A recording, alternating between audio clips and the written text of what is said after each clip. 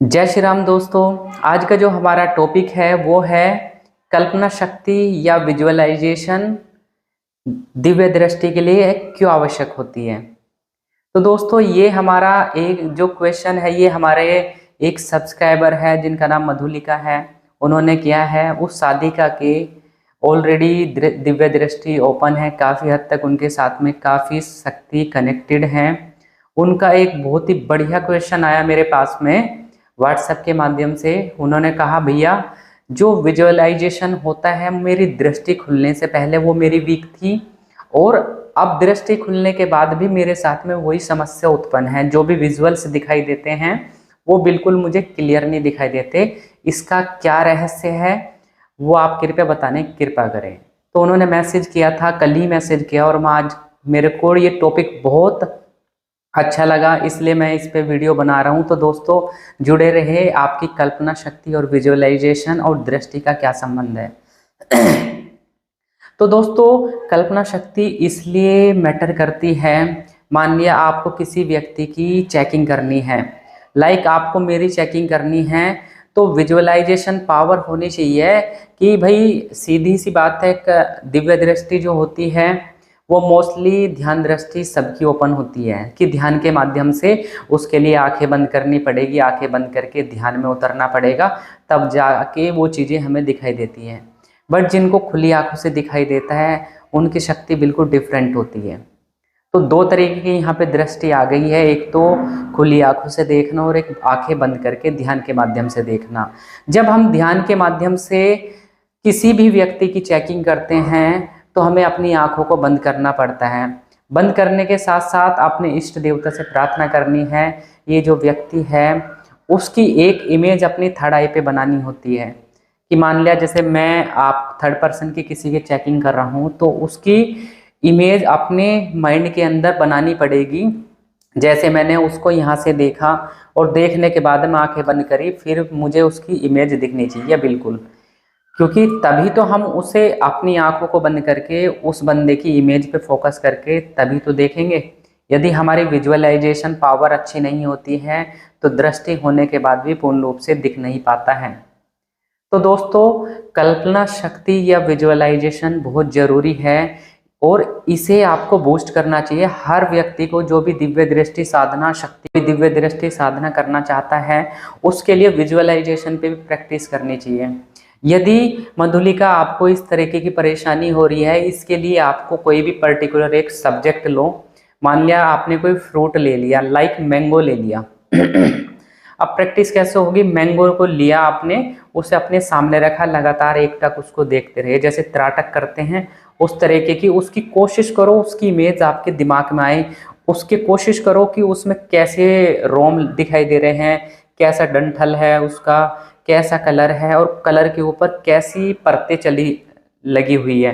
तो ऐसा विजुअलाइजेशन आप करोगे तो ये करने के बाद में जब चीज़ें आपकी बेटर हो जाएगी, थोड़ी देर हुई, फिर तुरंत आपको अपनी आंखें बंद करनी है। बिल्कुल वो सारी चीज़ें जो आपने खुली आंखों से देखी थी वही आपको फिर बंद आंखों से अपने दिमाग के अंदर उसकी इमेज बनानी है, अपने मस्तिष्क में उसकी इमेज बनानी है कि जो आप एक्चुअल में देख रहे। तो धीरे धीरे आप इस तरीके से प्रैक्टिस करते हो तो आपकी विजुअलाइजेशन पावर इंक्रीज होगी।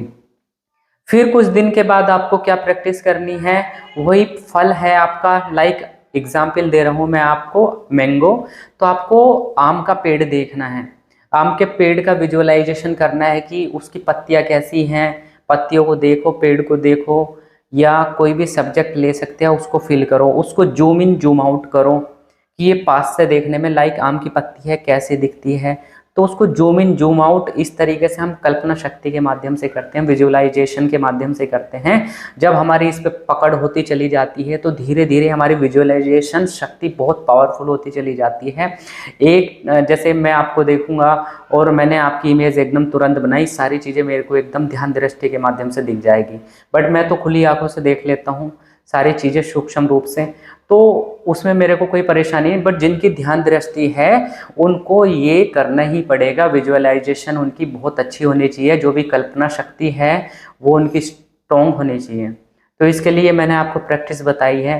सेकंड उपाय क्या है इसका, इसको इम्प्रूवमेंट करने का, आपकी दृष्टि खुल गई है, अब आप जो विजुअल्स पहले दिखते थे अभी भी आपको उसी टाइप से दिखाई देते हैं, धुंधली से दिखते हैं, स्पष्ट कुछ नहीं दिखता है, मतलब इस पूर्ण रूप से वो नहीं हो पा रही है।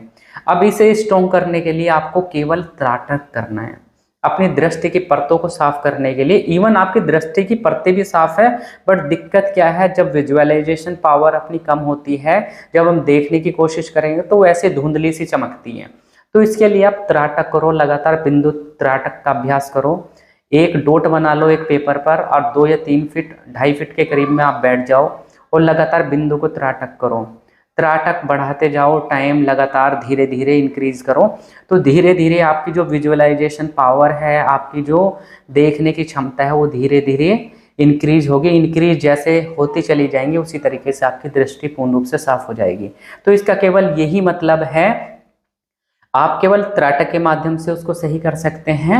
और ये दृष्टि के लिए क्यों जरूरी है, इसमें ये भी पॉइंट कवर होता है। तो दोस्तों, यदि आपको भी ये परेशानी होती है, और हाँ एक एग्जाम्पल और बता देता हूँ। मेरे साथ एक मेरा मतलब साधक गणी है, मेरे साथ प्रैक्टिस कर रहा था, उसकी दृष्टि भी खुली हुई है, बट परेशानी ये आती है वो किसी का चीज़ का विजुअलाइजेशन नहीं कर पाता है।